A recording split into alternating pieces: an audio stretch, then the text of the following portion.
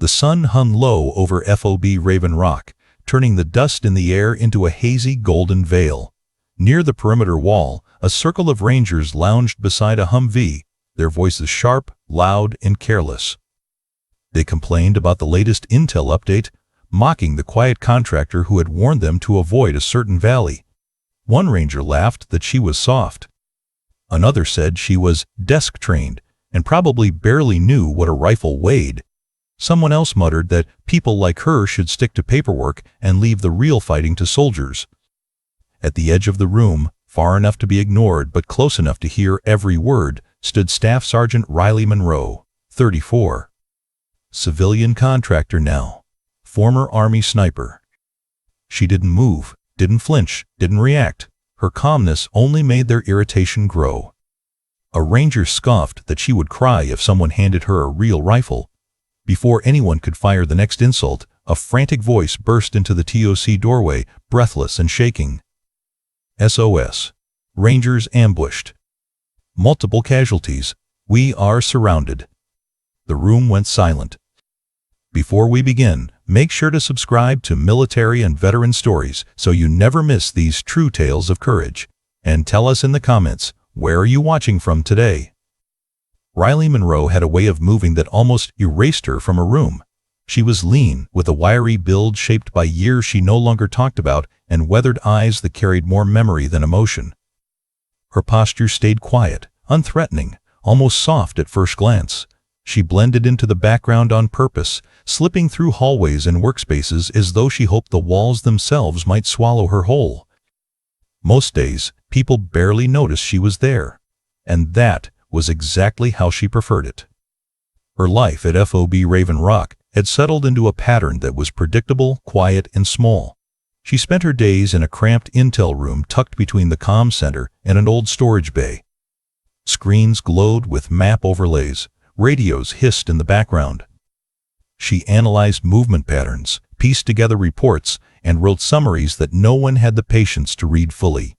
Curtis Hale, her supervisor, would skim her work and nod as though he understood it. He was a former logistics captain who had discovered that civilian contracting paid well and demanded little. Most days he looked half asleep, leaning back in his chair and giving vague approval to anything that crossed his desk. Veronica Shaw sat opposite Riley and made a habit of sighing loudly whenever a task landed on her workstation. She was sharp but impatient, dismissive of anything that wasn't simple or quick. Brad Nolan, the youngest contractor in the room, masked his insecurity with sarcasm. He joked constantly, often at someone else's expense, and treated Riley like she was a strange relic who did not quite fit in. To them, she was overqualified but unimpressive. Too quiet to be interesting. Too calm to be competent. Too reserved to be taken seriously. They never saw the small clues she tried to hide. The slight tension in her shoulder whenever distant gunfire echoed from the training range. The way she arranged her workstation with perfect precision every morning, lining up pens and notebooks exactly the same way. The slow, steady breaths she took whenever tension entered the room, as if steadying herself for something only she could sense. These details passed unnoticed by her coworkers. They saw a woman who looked tired, introverted, maybe a little fragile. Someone who kept her head down because she had nothing to contribute. But the truth lived much deeper, buried beneath 6 years of silence. There had been a time when Riley Monroe had carried a rifle instead of a tablet. There had been a time when people did not doubt her at all. There had been a time when leadership praised her skill openly, calling her one of the most naturally gifted long-range shooters they had seen. That life had ended sharply, painfully, after betrayal from the people who were supposed to protect her. A leadership failure that pushed her out, not because she lacked skill, but because she refused to stay quiet when silence was demanded. She carried the weight of that moment every day. It shaped the way she breathed, the way she watched the world, the way she hid. Since then, she had not touched a rifle. Not out of fear, but because she made herself a promise. A vow that the weapon that once felt like part of her own body would never again control the direction of her life. She turned her back on it. She walked away from everything she had trained for. And she built a quiet existence where no one expected her to pick up a rifle, lead a mission, or save a life. But fate has a way of calling people back to the places they least want to return to. Every time a ranger platoon passed through the base, something in Riley's posture shifted. She watched their movements with the eyes of someone who used to carry the same weight and responsibility. Captain Mason Ridge was one of those leaders who carried calm authority in every step. He had a reputation for taking care of his soldiers, and the teams respected him for it. Sergeant Cole Turner, the QRF leader, was different, direct, sharp at the edges, focused on speed and results above all else. Specialist Dana Brooks, the young medic assigned to Ridge's platoon, reminded Riley of her younger self. Quiet, determined, trying to prove she belonged among people who underestimated her. Riley noticed them in small ways. The confident stride of Ridge when he walked into a briefing. The strict urgency with which Turner inspected his gear. The gentle, almost protective way Dana checked on her teammates even when they brushed her off. Riley should have been invisible to them, but her eyes lingered whenever they came through the intel office. Her past recognized theirs long before they ever looked in her direction. Still, she kept her distance. She lived behind a barrier made of silence and discipline, a place where no one's expectations could reach her. She gave the Rangers her intel, watched them walk out to missions she used to lead, and kept her hands folded on her desk so she would not feel the old instinct rising. The instinct to stand up, to grab a weapon, to step forward. She would not go back, not after what happened. But even with all her effort, Riley could not fully sever the connection she felt to soldiers like Ridge, Turner, or Dana. She understood the world they walked into every day. She understood the risk they carried. She understood the pain of watching someone fall. And most of all, she understood the sound of a voice calling for help through a radio that no one could answer. Her coworkers did not see any of this. Curtis saw a quiet employee who stayed out of trouble. Veronica saw a woman who never complained because she lacked ambition. Brad saw someone too old school to keep up with new systems. None of them had any idea who she once was. They had no clue that the calm woman who sat in the corner could change the outcome of a battlefield with a single decision. They had no idea she carried a history that could shake a room if anyone ever learned the truth. Riley carried it alone. And on the afternoon when those Rangers mocked her warnings about the valley, she did what she always did. She stayed silent. She kept her breathing slow. She let their words pass over her like dust in the wind. But when the radio crackled with raw fear and a desperate voice screamed that they were surrounded, something deep inside her shifted. A part of her that she thought she had buried for good breathed again, and it leaves a question hanging in the air. What would you have done in her place? Rebuild a quiet life, or step back toward everything you escaped from? The first SOS call came in sharp, cutting through the low hum of radios inside the TOC. Captain Mason Ridge sounded strained but steady, his voice rising above the static as he reported contact. At first, no one panicked. Rangers encountered resistance often, but the second transmission hit harder. Ridge's breathing had changed, tight, clipped, barely contained. "We're surrounded!" Those two words flipped the room. Curtis Hale sat up straight. Veronica muted her screen. Even Brad Nolan stopped joking and leaned closer to the nearest speaker. The sound of gunfire bled through the radio, short bursts, then longer ones. Someone cursed quietly under their breath. Ridge came back again, his tone rougher. "Ammunition low. One Ranger down. We need immediate support. Anyone, respond." Riley's hand hovered above her desk, motionless. She didn't need a map to know exactly where they were pinned down. She had warned them about that valley hours earlier. A narrow bowl with high ridges on three sides, perfect for an ambush. She had said it clearly. She had even drawn it out. But no one listened. Curtis skimmed her summary and said it looked unlikely. The Rangers shrugged and went anyway. Now every detail she predicted was unfolding in real time. Inside the TOC, operators scrambled to reroute drones and check the air tasking order. The news got worse. A dust storm had swept across the region, grounding Apache support and delaying medevac hours behind schedule. With visibility dropping and terrain against them, Ridge and his team had no safe path out. They were trapped. Riley stood near the back wall, trying to steady her breathing. The old instinct she spent years burying began to rise in her chest, like a flame pushing against its cage. Ridge's voice crackled again, this time hoarse. "We cannot hold for hours. I repeat, we cannot hold." Riley's eyes shifted toward the map screen without moving her head. She knew the distances, the angles, the ridgelines. She could see the entire fight in her mind, movements, threats, probabilities. Every calculation landed in the same grim place. If those men stayed where they were, they would all be dead before sunset. Colonel Avery Dalton burst into the room, demanding updates. He was built like someone who spent decades carrying more responsibility than sleep. His eyes swept the room, then landed on Riley. Not fully, just enough to pause. Something about the way she stood straight, balanced, silent, pulled at a memory he had tried to forget. He didn't know her name, but he knew the posture. Outside, the mocking whispers continued. Rangers returning from the motor pool glanced toward her with the same dismissive smirks. She thinks she knows combat. She's just another contractor hiding behind a desk. If she's so smart, why isn't she out there saving them? Their words floated in from the open hallway, stinging like small needles. Riley kept her gaze forward. Her stillness made their insults feel louder. Rangers shifted and snickered, eager to blame someone, anyone, for their brothers being trapped. Inside Riley, something old stirred. A storm she never let herself acknowledge.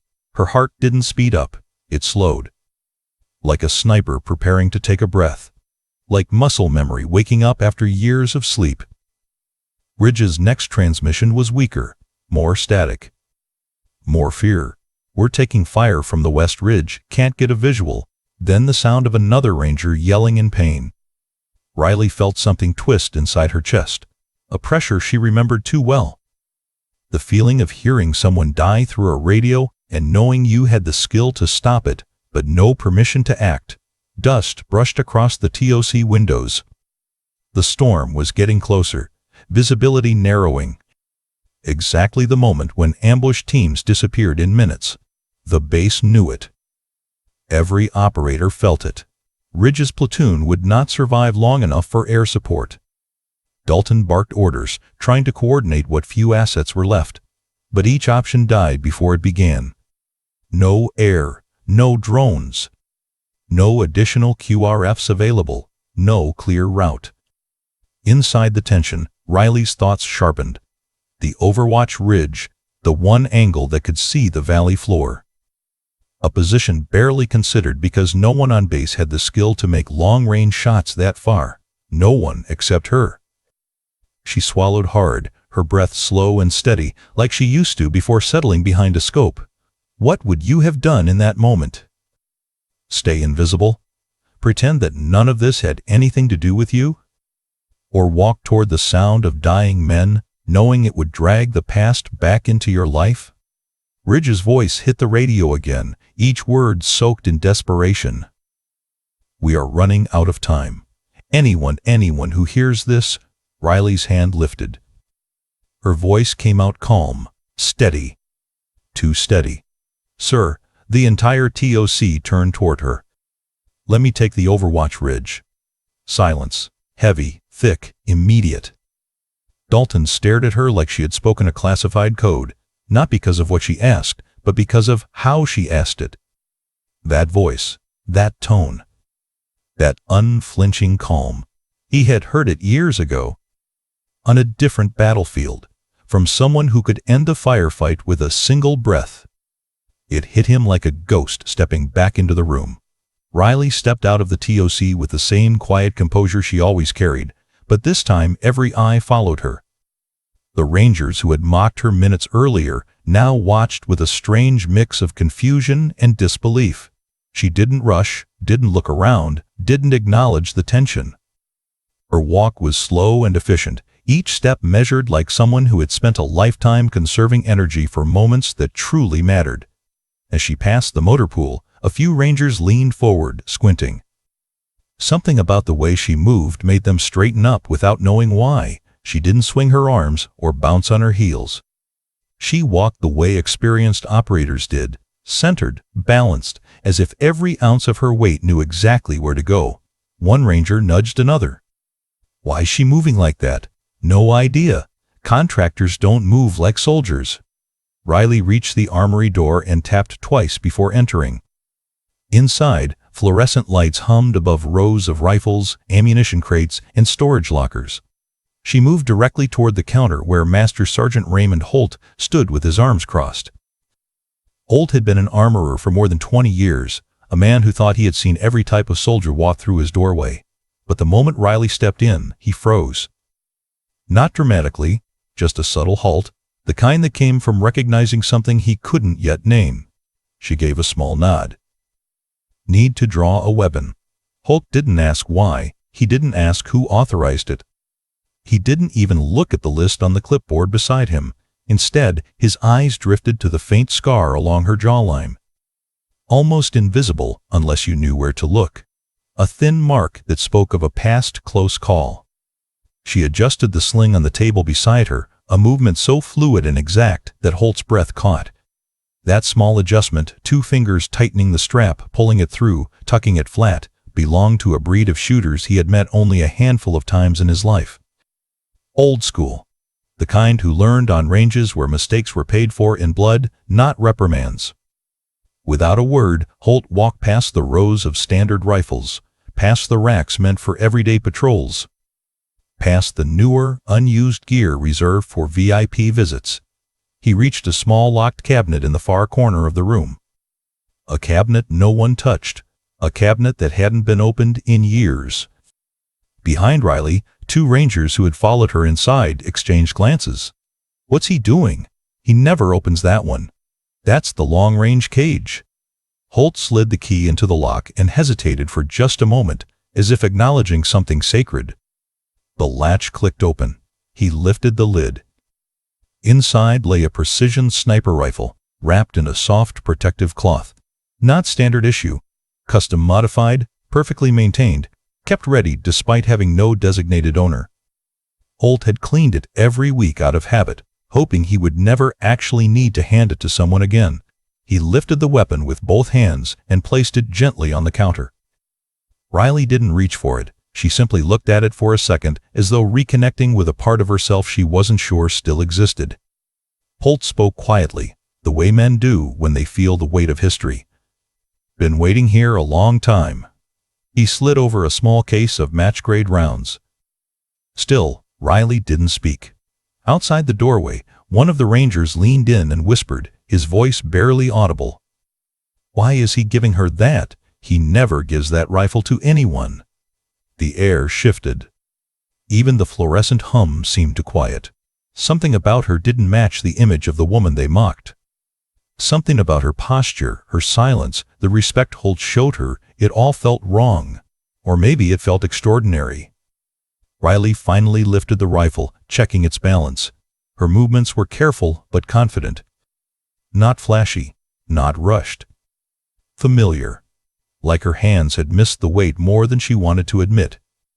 She slung it over her shoulder with the same precise adjustment she had used earlier, the strap settling perfectly along her frame. Holt watched her the way a mechanic watches someone drive off in a machine they rebuilt by hand. "Good luck out there," he murmured. She nodded once, firm and steady. The Rangers stepped aside without being told, without understanding why. But they felt it, a shift in the air. A pressure they couldn't explain. Something about her was waking up after 6 long years. Something that had not been lost, only waiting. The convoy roared to life with a grinding burst of engines, dust swirling around the wheels as the QRF prepared to roll out. Riley climbed into the last vehicle without a word. Sergeant Cole Turner slammed the door beside her, checking his rifle and gear with quick, sharp movements. He didn't bother hiding his irritation. "You stay behind me," he snapped, tightening the strap on his vest. "Don't do anything stupid." Riley didn't react. Not a nod, not a glance. Just quiet breathing and forward focus. Turner scoffed under his breath, muttering something about contractors playing soldier, then signaled the driver. The convoy lurched forward, tearing across broken terrain toward the valley where Ridge's platoon was clinging to life. Dust hammered the windows. The storm building on the horizon painted the sky a dirty red. Radio chatter snapped through the vehicle shots fired, wounded Rangers crumbling lines. Turner clenched his jaw, trying to calculate how they would reach Ridge before it was too late. Riley simply stared through the front windshield, her eyes tracking the ridgelines as though she could see through the storm itself. 15 minutes later, they reached the drop point, a narrow cut in the terrain. Too dangerous for the vehicles to go farther. Turner jumped out first. "Move, move! We go on foot from here." Riley landed softly on the ground, the sniper rifle slung across her back. Turner saw it for the first time and frowned, surprised. He hadn't expected Holt to give her anything more than a basic carbine. "Just stay close," he ordered again. But Riley didn't. She turned toward the steep ridge rising above them, the one position that commanded a full view of the valley floor. The climb was brutal, a jagged incline littered with loose rock. Wind whipped against her, tugging at her clothes, pushing dust into her eyes. But she never slowed. Every step was deliberate, practiced, as if her body had done this exact climb 100 times before. Turner watched her for a second, confused, then called after her. "Where the hell are you going?" She didn't answer. She just climbed. The QRF stayed in the valley below, eager to push forward toward Ridge's last known position. But even from where they stood, they could hear the battle raging. Gunfire echoed between the rocks. Explosions shook the ground. The radios crackled with raw desperation. Ridge's voice broke through, ragged and panicked. "Multiple tangos closing from the west." "We cannot hold," another ranger screamed, something unintelligible. Specialist Dana Brooks cried out for help, her breath shaking, fear punching through the static. Turner tapped his earpiece. "We're moving." "Hold your—" Before he could finish, Riley reached the ridgeline. She knelt behind a scatter of stone, breath completely steady despite the climb. She unslung the rifle with careful reverence and began setting up. No wasted motion. No unnecessary sound. Everything fluid, rehearsed, deadly. She dug the bipod into the dirt, adjusted the stock, checked the scope. Her hands moved with a familiarity that didn't belong to a contractor. Didn't belong to someone who spent her days typing reports. This was the movement of someone who lived behind glass and steel for years. Someone who could turn a battlefield with a single shot. Down below, the QRF went silent as they watched her work. Turner whispered, "What is she?"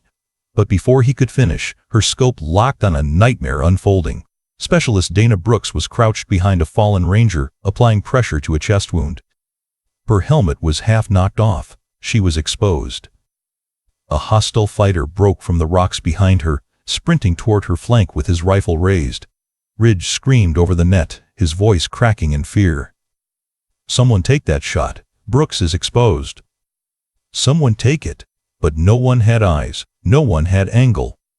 No one had range. No one, except the woman on the ridge. Riley exhaled slowly. A breath shaped by 6 years of silence and a lifetime of discipline. Without asking permission, without waiting for orders, without hesitating, she fired. The shot cracked like thunder. A single round tore across the valley, cutting through wind, dust, distance, and chaos. The hostile fell mid-run, collapsing before he ever reached Dana. The radios went dead silent. The QRF froze. Even the wind seemed to pause. Turner stared at the ridgeline, eyes wide. What was that? Down in the valley, Dana Brooks looked up in confusion, searching for the impossible shot that had just saved her life. Ridge's voice trembled through the radio. Who took that shot?" Riley adjusted her scope, already scanning for the next threat. Her voice flowed across the net, calm and cold. "Overwatch in position?" Ridge's voice came through the radio, sharp and shaken, the panic replaced now by raw disbelief. "Overwatch, identify yourself." Who the hell are you? His tone wasn't angry. It was stunned. Confused, desperate to make sense of a shot no one on his team could have taken. His rangers murmured in the background, breathless, scrambling for answers. Riley didn't respond. She stayed locked behind her scope, scanning the ridgelines, adjusting for wind, letting the battlefield settle into her pulse. She knew what was coming. She knew she couldn't hide behind silence forever, not after a shot like that. But before she could speak, a voice answered for her, firm, steady, and carrying years of unspoken history. It was Colonel Avery Dalton. He stood in the TOC with a hand braced on the table, eyes fixed on the screen showing her position. The room around him had gone still, every operator frozen, as if they all felt the gravity of what he was about to say. "That's Staff Sergeant Riley Monroe," he said quietly. A stunned silence followed. Dalton continued, slower this time, as if each word carried its own weight. "United States Army sniper." Ridge inhaled sharply on the other end of the radio. Someone in the background dropped something metallic, maybe a magazine, maybe a med kit. No one spoke. Dalton's voice lowered even more. "The ghost of Helmand." The TOC felt the words before it understood them. Half the room turned toward Riley's old personnel file pulled up on a screen, the one no one ever connected to the quiet contractor in the corner. Operators stared at grainy photos of a younger woman holding a rifle longer than her arm, dust in her hair, fire in her eyes. The Rangers listening to the net whispered at once, stunned and breathless. "No way." "That's her? She's real? She's the one with the record shot? The ghost? That ghost?" Even Turner, standing at the base of the ridge, lowered his rifle slightly as the truth washed over him. He had heard stories. Impossible shots across impossible distances, a sniper who seemed to disappear into landscapes and reappear only when lives needed saving. But those stories always sounded like myths told by tired soldiers after too many deployments. Yet here she was. Ridge exhaled through the radio, the sound shaky and uneven. You're the one from Helmand Valley?" Riley still didn't answer the question directly. She neither admitted nor denied. She simply shifted the rifle half an inch to the left and fired again. Another hostile dropped, mid-step. Lean, surgical. "Absolute," she spoke at last, her voice low and composed. "Captain Ridge, keep your men behind cover. I'll handle the West Ridge. Nothing more. Just direction, just focus." Just the tone of someone who had lived this moment too many times to fear it. Inside the TOC, a hush settled over everyone. Operators who had mocked her earlier now watched her icon on the screen with reverence. The Rangers who had laughed at her now followed her voice like it was a lifeline. All the doubt, all the dismissal, all the quiet insults they threw at her for months, gone, replaced by a silence that meant one thing: respect. Deep, stunned, overdue respect. Riley settled deeper behind the scope, her cheek resting against the stock as though it were something familiar, something she had once trusted. The ridge wind cut sideways across the rock, carrying grit that stung her eyes, but she barely blinked. Her world had narrowed to a glass circle and a valley filled with men trying desperately to stay alive. She exhaled once, then she went to work. Her first shot after the reveal dropped a fighter crawling toward the wounded. Her second hit a rifleman perched on a boulder overlooking Ridge's flank. Her third cut down a man sprinting toward the medic cluster. Each round fell exactly where she wanted. No hesitation, no corrections, no wasted movement. It was like watching a storm collapse into a single point of control.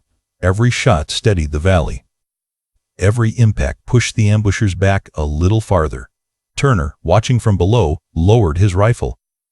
He didn't try to boss her. He didn't try to guide her. "Not anymore. Overwatch, call it," he said, breathless. Riley answered softly, "Shift north." 2, moving. "I've got the third." Turner obeyed without question. On the radio, Ridge tightened the grip on his handset. He didn't shout. He didn't panic. He just said to his platoon in a quiet tone that carried its own kind of reassurance, "Stay behind her shots. She sees everything." Specialist Dana Brooks crouched over a bleeding ranger, her gloves slick with dust and sweat. She kept checking pulses, packing wounds, and whispering encouragement. Each time she looked up, another hostile that was threatening them fell before he could fire. She didn't know who was protecting her, only that someone on the ridges above was clearing a path for her to save lives. Every shot Riley fired meant one more ranger had a chance to breathe again. The QRF pushed forward under her overwatch, guided by her callouts. Left ridge clear. 2 behind the collapsed wall. 1 crawling low, he's down. Rangers moved with renewed confidence, trusting an unseen guardian who turned chaos into something survivable. Then the dust storm hit. Hard. The valley darkened as the wind picked up, hurling sand and dirt through the air. Visibility collapsed into a bruised haze. Ridge's platoon ducked low as the storm swallowed half their view. Radios crackled with static. Men coughed and shielded their eyes. And still, Riley saw more than anyone else. She adjusted her scope, reading tiny shifts in the storm gusts, grit the way the dust rolled uphill. She recalculated wind calls instinctively, relying on memory, on 1,000 hours behind rifles she had sworn never to touch again. Her rifle boomed again, a muffled roar swallowed by the wind.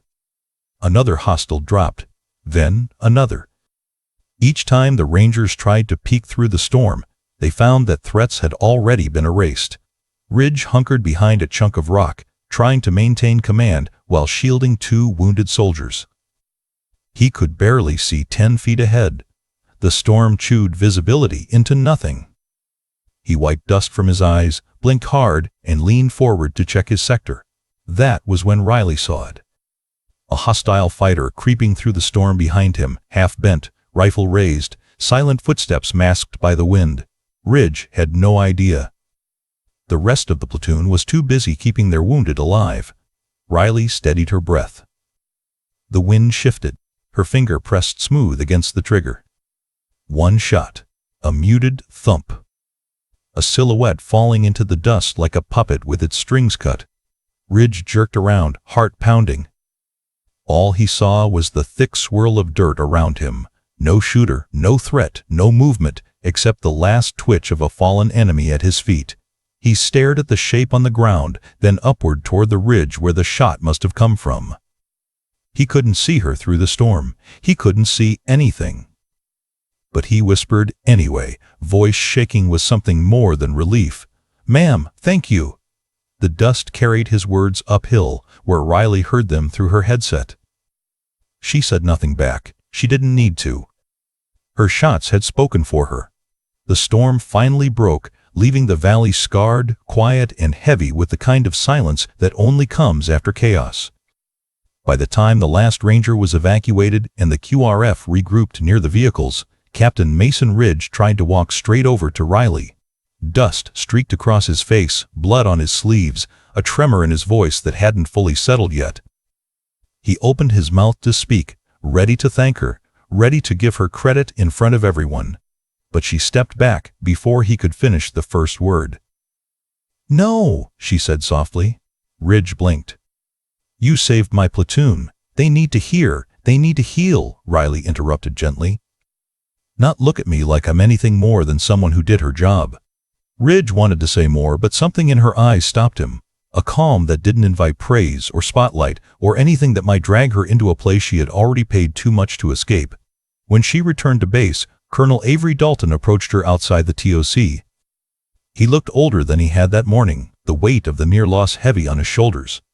22 souls are alive because of you," he said quietly. Riley didn't shift her posture. She didn't lift her chin or straighten with pride. She just nodded once. "I did what I had to." Dalton studied her for a moment, almost hoping for a sign of pride, maybe even relief. But Riley's face held something deeper: acceptance without celebration, experience without triumph. The quiet understanding of someone who had carried the cost of her decisions long before this day. As night settled over the FOB, Specialist Dana Brooks found Riley sitting near the outer wall, her back against a sandbag stack, her rifle case lying unopened beside her. Dana hesitated, unsure whether she had the right to approach the woman who had saved her life. Riley noticed the trembling in Dana's hands before she spoke. It should have been me, Dana whispered. Troy, I couldn't reach him in time. Riley shook her head gently. You cannot save everyone, Dana swallowed hard. But I should have. No, Riley said, her voice calm but firm. You save who is still breathing. You give everything you have to the ones who can still be pulled back. And you carry the rest with respect, not blame. Dana wiped her eyes, the storm inside her slowly settling. Riley placed a steady hand on her shoulder. You did your job, she whispered, and you did it well. The stars hung silently above them, dim behind the dust that still floated in the air. Honor, Riley knew, wasn't in medals or praise or record shots. It wasn't in recognition or titles. It lived in moments like this, quiet, unseen, uncelebrated. Honor isn't the medal on your chest. It's the choice you make when no one is watching, and the humility you carry afterward. Some heroes carry their strength where the world can see it. Others carry it quietly, tucked behind calm eyes and steady breaths, stepping forward only when lives hang in the balance. Riley Monroe never asked for recognition. She never wanted a spotlight, a salute, or a headline. But on that ridge, in the middle of a dust storm with Rangers fighting to survive, her silence became the shield that saved an entire platoon. Some heroes walk loudly.